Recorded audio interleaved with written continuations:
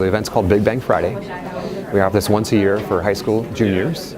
There's about 25, 26 schools represented with about 70 total students. There's 4 sessions, math and modeling, My Brain Deceives Me, diagnosing a clinical case, and animal behavior.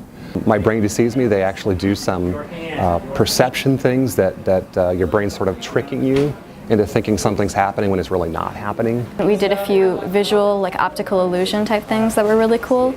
And the big experiment that we did was we tried to get the brain to perceive a fake hand as our own. You start to feel the fake hand, it starts to seem like it's your own, and then because the paintbrush is going with both on the fake hand and your real hand, it just feels like you can see the fake hand, and it feels like it's the thing that's touching your hand.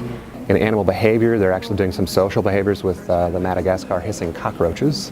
We haven't had that much activity in our cockroaches, but some other groups had male cockroaches start hissing at each other and even kicking each other, but we didn't have any aggressive fights. I always found different ways animals act interesting, so when I heard that I could see how things react to different stimuli, I thought that'd be interesting. And also my school doesn't have a cockroach lab or anything like that. Diagnosing a clinical case, they're actually working with a case where a child gets a cut on their foot and ends up with a systemic infection, a sepsis kind of condition. We've been doing blood tests with fake blood. So far we've had to spread blood onto plates, and we're going to grow bacteria off of them, and we are diluting blood samples.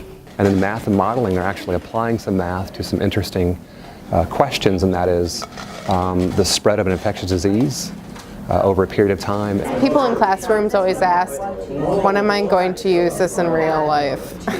So they're showing us real problems that we can use in real life. We want to get students interested in science and math, and one way to do that is to hold these kinds of events. So it gives them about 3 or 4 hours of immersing in a lab where they can actually do some experiments and learn about science and math.